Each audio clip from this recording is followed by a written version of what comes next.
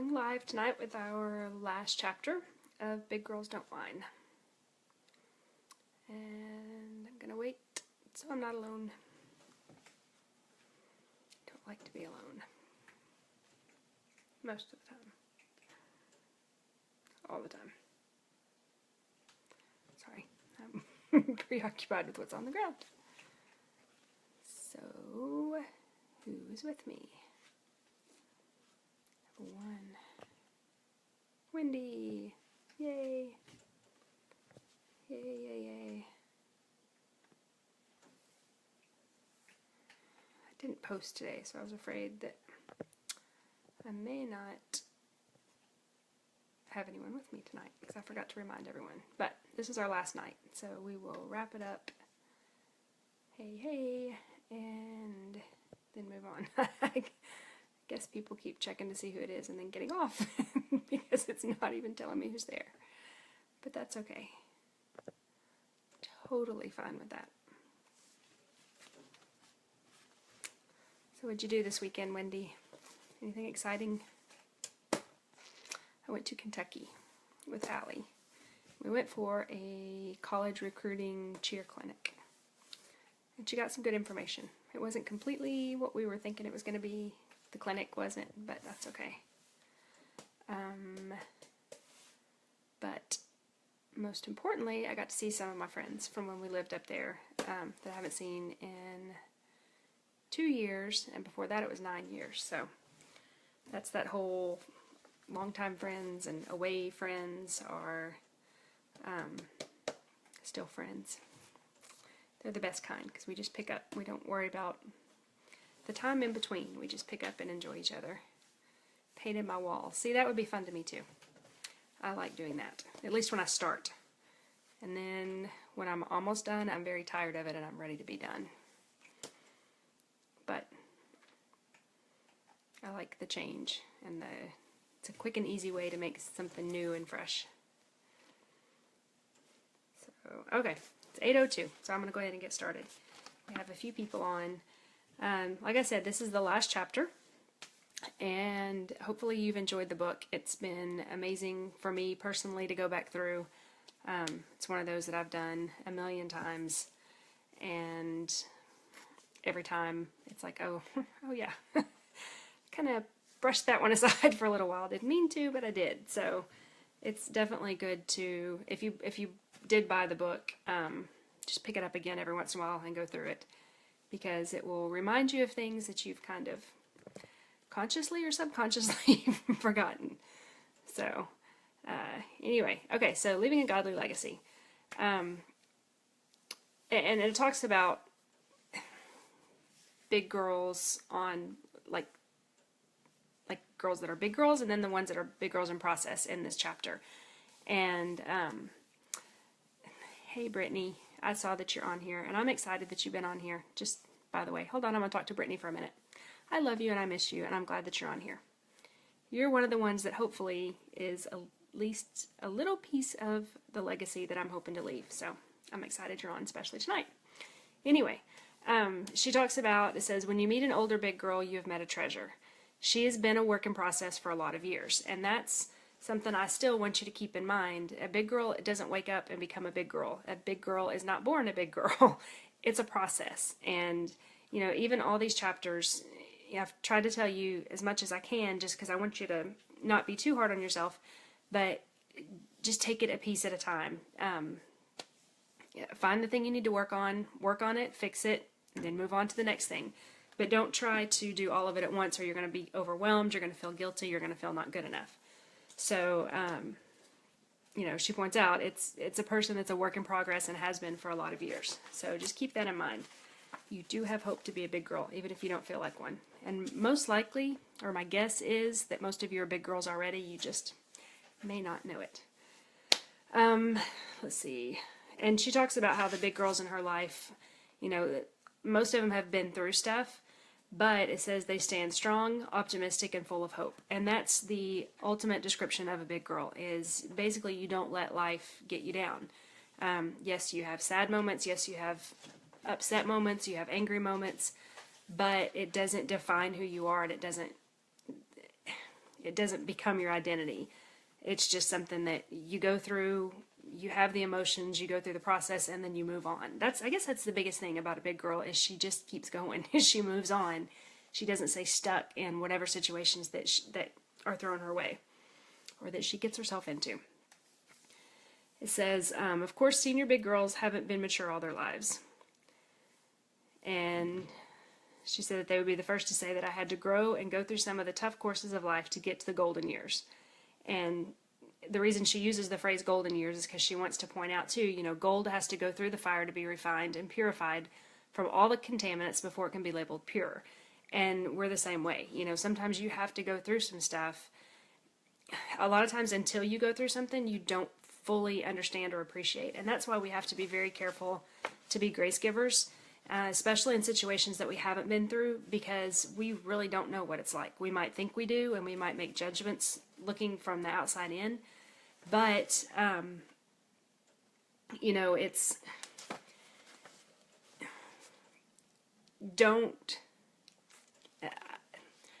You don't go through things necessarily to help other people, but if you go through something, then you can help other people. And, a lot of times if people come to me for help about things that I have no experience with, I try to hook them up with someone that I know has, because I know they can speak more intimately into the situation.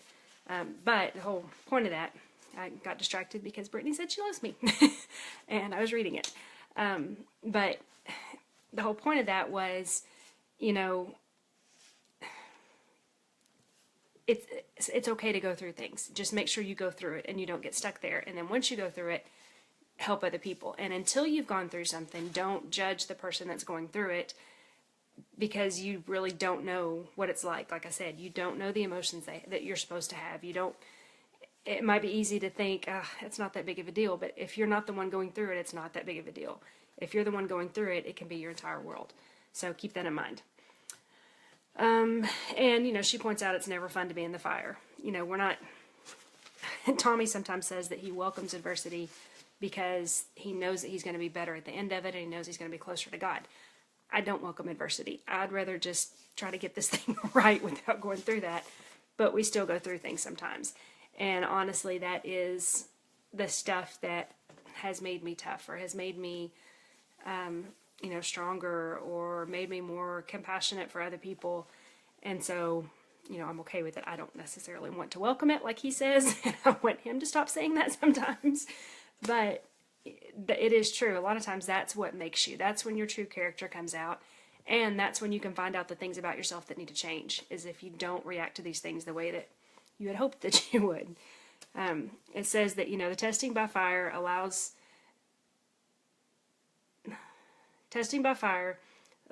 all of our lives to be designed to bring the good out in us. And, again, I'm going to say over and over, I don't believe that God brings things on us and, puts us through things, but he knows that we're going to go through them, so he's going to use them as long as we allow him to. So, and she points out too that the Greek word for tested is a great word. It says it means something good is expected. And so, if you can kind of have that perspective when you go through things, you're going to go through it a lot more gracefully, and you're going to be able to handle it in the going through it, because you know that something good is going to come out of it. And that's, kind of my thing. Something good has to come out of it, or it's not worth me going through it. So, let's see. And she talks about, how big girls can be examples for little girls that are big girls in process. It says the gifts that senior big girls have to give other women contrast starkly with the hand-me-downs from the little girls who never understood that life was to be lived well, even in the fires. Little girls are still so self-absorbed that when they get older and they can't see the work of the fire, they know only that it's hot and undesirable, and that's what you don't want to be. So if you're in a situation where you just know you're just miserable and you just feel like you're drowning, then that's when you need to say, okay, that's not the purpose of this. That's, I'm not going to let this defeat me, because these things were created to defeat you.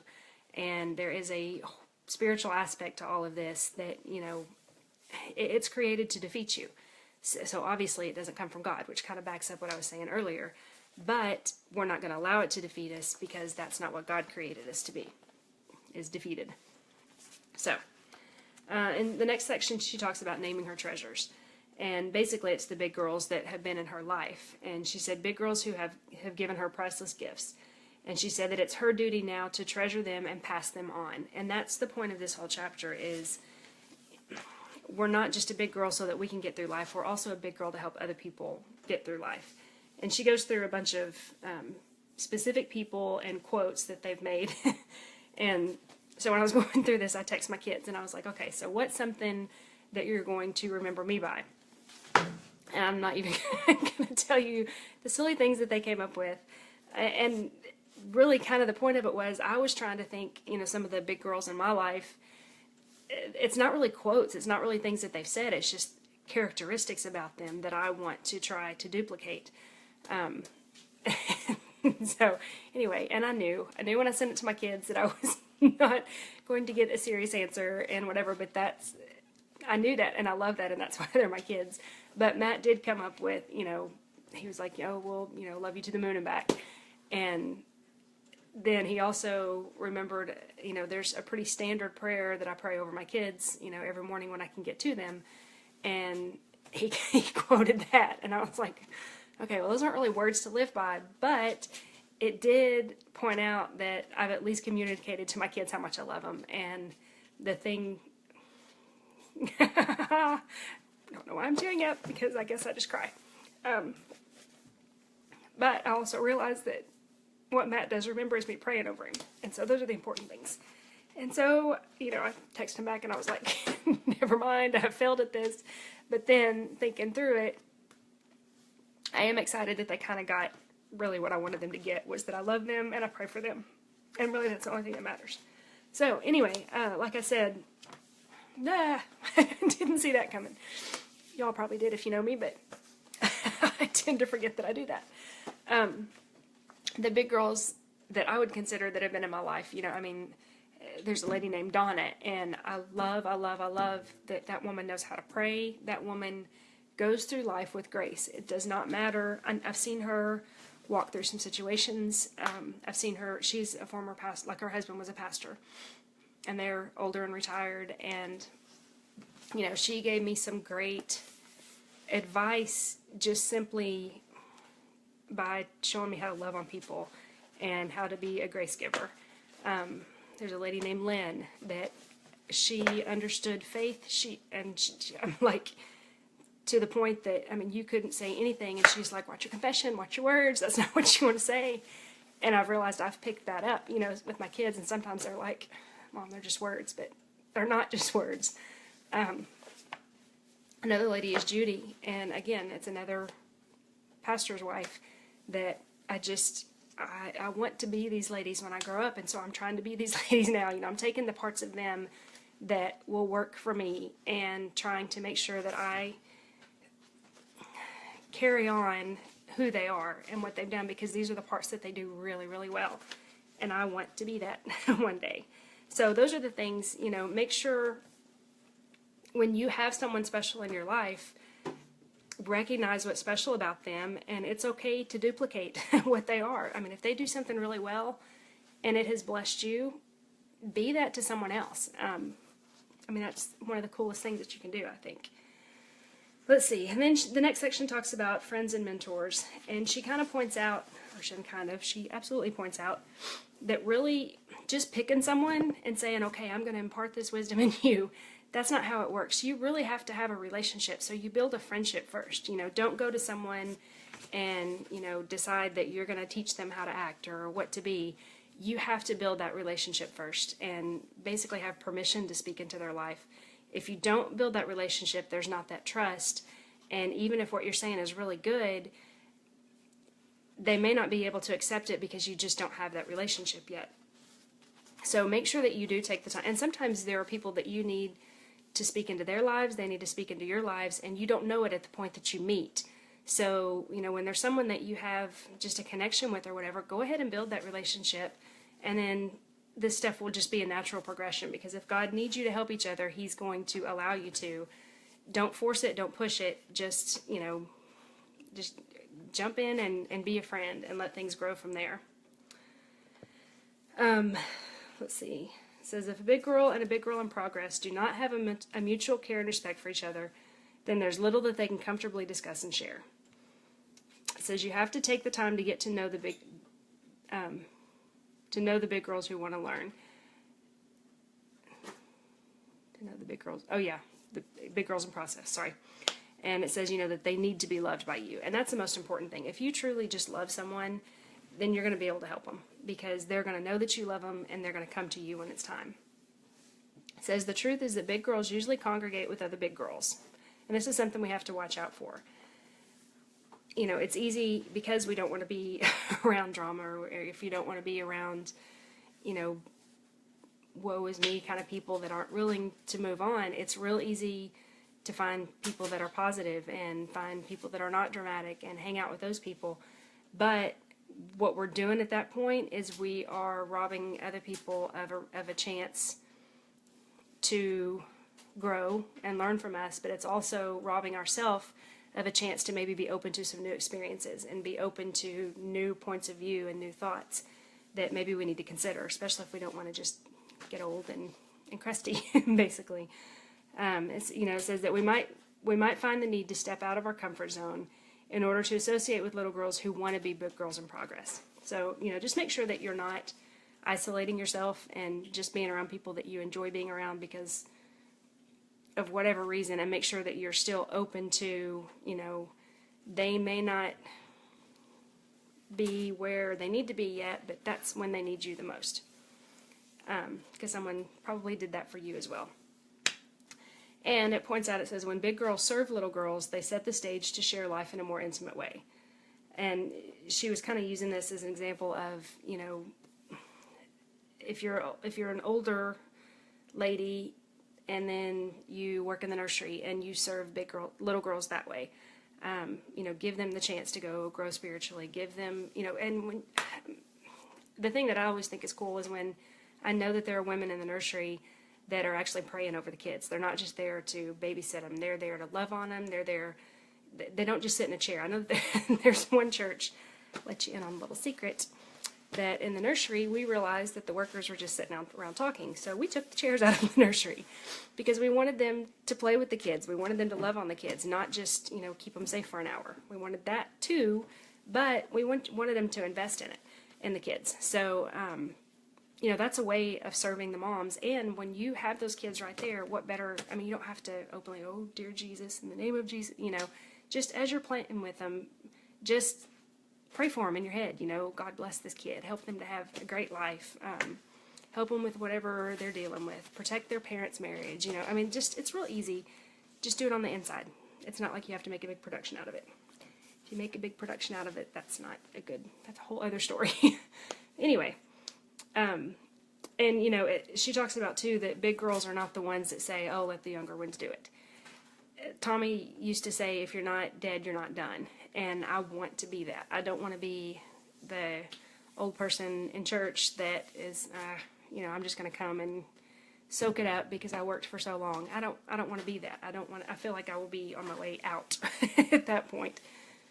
So anyway, that's me. But she points out that they have to trust you not to consistently revert to the old days also. You have to have wisdom that fits timelessly. And that's what I was saying about, we need to be open. Just because things are different than what we're used to or how we grew up with doesn't mean it's wrong. So we can learn from them as well and, keep us more relevant and younger and whatever. But as long as we stick to the basics, the methods, it's okay for the methods to change as long as the core and the essentials don't change. See, and she talks about a group that, a mentoring group that she had put together, and now she said that they're to the point that they don't have to meet for support anymore. They just choose to get together for the joy of the journey, and they just enjoy being around each other. And that's what comes out of it. That's one of the benefits is you end up with new friends or new relationships in your life that you would not have had if you hadn't opened up. Let's see, it says, following are some treasures of the legacy a big girlfriend and mentor would want to pass on. So, and the first thing is the treasure of appropriate behavior. And again, like I said, the big girls in my life that I've watched, it's their behavior, it's their responses to things. It's their attitudes that I've watched. It's not necessarily the words that they've said. Now, the words that they say line up with who I think they are. You know, they line up with how they act and how they respond to things. It says, big girls in progress learn what is appropriate by seeing it modeled for them. So that's the other thing. You know, we do have a responsibility, and I've said this over and over. It's not a responsibility to be fake. It's a responsibility to be real and make sure that your real is loving and graceful. And it's as simple as that, and it's as hard as that. I know I say simple, but it's hard sometimes. It says a big girl keeps her tongue in check. And that, you know, doesn't mean that she uses the right words or whatever. It means that she says what needs to be said and nothing more, basically. Let's see. Big girls' manners are often revealed through the graciousness in her words. Big girls know that expressing an interest is a healthy way to build a bond. Not invasive questions, but, you know, if you think back to conversations you've had with people that really meant something to you, did they sit and talk about themselves all the time, or did they really show an interest in you? And it's not just okay, this is my blanket question, I'm going to ask people, you know, well, what's your favorite thing to do, and then not listen to them. Don't ask it if you don't care, because that comes across too. It's that whole real thing that I was talking about. But, I mean, it's easy. If it's your gifting, it's easy. If it's not your gifting, it's not easy. But it can get easy with practice, you know, to just, and I'm speaking from experience, because I'm the one that's good over in the corner, not bothering anyone, but I've had to not be that, and so I have learned that the more that I just suck it up and talk to people, as uncomfortable as I am, I'm not uncomfortable anymore. So I promise you, you can get there, because I most definitely did not start in the whole comfortable with talking to people thing. Let's see. And just, you know, just spending time with people. A lot of times you get the wisdom just because, you know, they don't even realize they're giving you wisdom, but they tell you how they handled a situation, or they tell you a story about their life, and then later on you remember it. And, you know, she talks in here too about one of the big girls that made an impact on her was actually someone she never met. It was the author of a book. And there are some things in this book that she has helped me with. I will never meet her. And one of them is that she was telling about a story that someone else that was talking to her and taught her. And it's one of those things that I read this early on enough that I actually remembered it. You know, it came back to me at the time that I needed it. But she's talking about basically how to raise boys. And, you know, it's real easy when dad's getting on to your son to want to jump in and fix things and make it stop and protect him or whatever. But, you know, the phrase was, it takes a man to raise a man. And, you know, basically let dad, you know, be in charge of some of these things, even though it's, you know, your baby boy and you want them, you know, to be protected, and, oh, don't talk to him, like, you know, don't get on to him, it's not that bad. It takes the harshness of a man sometimes to raise a man, and that's just one of those things that stuck with me. So she's one of the big girls that spoke into my life, and I don't even know who she is. It's just a story about her in a book. Let's see. Basically, just stay strong. Stay strong, be loving. Let's see. And then a note to big girls in process. Flipping through to see what I have left here. Doing okay on time. It says it's basically just a challenge to take responsibility. It says if you're a big girl in process who wants to have a mentor, then look for someone that you admire. Look at how she lives her life and handles her relationships, and then ask her if she would be available to spend some time with you. You know, just, hey, can we go, you know, get something, you know, get some coffee somewhere, or can we go to lunch or whatever. Sometimes it takes you initiating it, but you don't have anything to lose, because, I mean, they're either going to say no or they're going to say yes, and you're going to learn from them. And if they say no, it's probably not someone you want to learn from anyway. Let's see. And then I just kind of want to wrap it up. It's kind of in here, kind of not. But I want you to think about what you want your legacy to be. You know, what do you want people to say about you, you know, in 5 or 10 years? I'm not talking about necessarily after you're gone, but just 5 or 10 years down the road. You know, I mean, these women that I was talking about, 2 of them are still alive. One of them has already passed. But, you know, it's not someone that has to completely be out of your life. to influence you or to be a big girl that, has helped you. So what do you want people to say about you? Who is the big girl that you want to be? And a lot of times, at funerals is when this comes up to me, because people will get up and, I remember this about Mom. I remember this and how she did this, and she always said this, and she always cooked, and I'm thinking, okay, I don't do that. I don't do that. I don't do that. And I leave thinking, what is it that my kids are going to think about me? And, if there are things that I think they're going to remember that aren't pleasant things, then it's up to me to change it. Don't ever think that it's so far gone that you can't change how people perceive you. Now, it may take some time to convince them that that's who you are if all they've seen is something else, but it's never too late to change. So I don't want you to give up.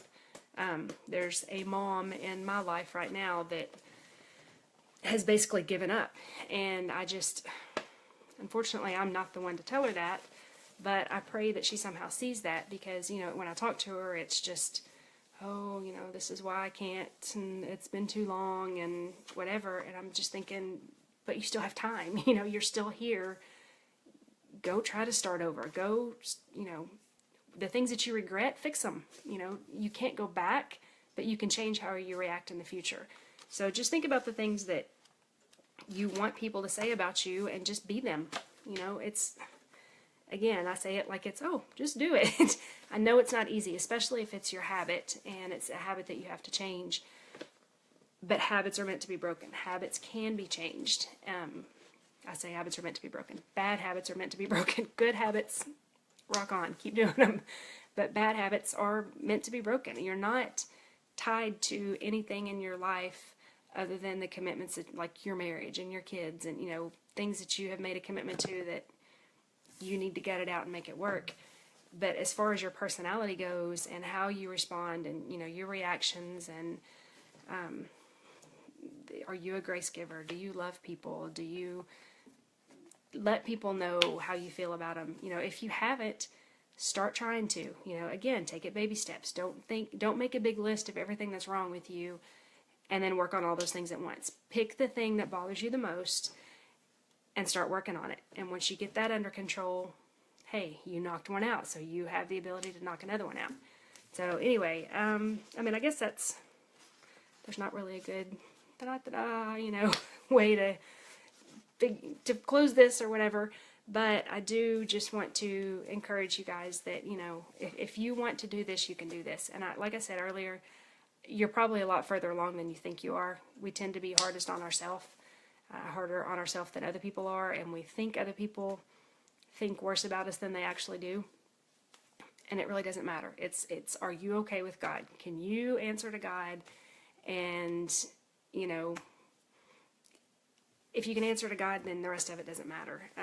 Because if you can answer to God, that means you're being loving. That means that you're being considerate of others. It means you're doing the things that He's asked you to do. So keep going. You can do this. You guys have any questions before we wrap this up? I think you're welcome, Denise. Thank you for toughing it out with me. Some of these weeks were fun. Some of these weeks I feel like I bombed, and some of them just were not fun chapters to go through. But we made it through. And I think we're going to take a break for the summer, and we'll pick up in the fall with a new book, unless, enough of you message me and say, let's keep doing this, let's do something. But be thinking about what you want to go through next time, and we'll get started finding something. Don't see any questions. If this has made you think and you want to go into something deeper or whatever, every week, please message me. I will get in touch with you. I'm not going to throw my phone number out here on Facebook, but my email is Stacey, Stacey, Cov, COV4 @gmail.com, or you can message me on Facebook, either through the church website, Facebook, or through my personal Facebook, Stacey Williamson Covington. And it's been fun. Thank you for letting me go back through this and giving myself some reminders, things that I need to get back on track, because I definitely have stopped working on some of these things, and it's shown. But we're doing this together, right? So anyway, thank you for your time, guys, and I love you, and I've enjoyed this, and we'll figure out something for next time.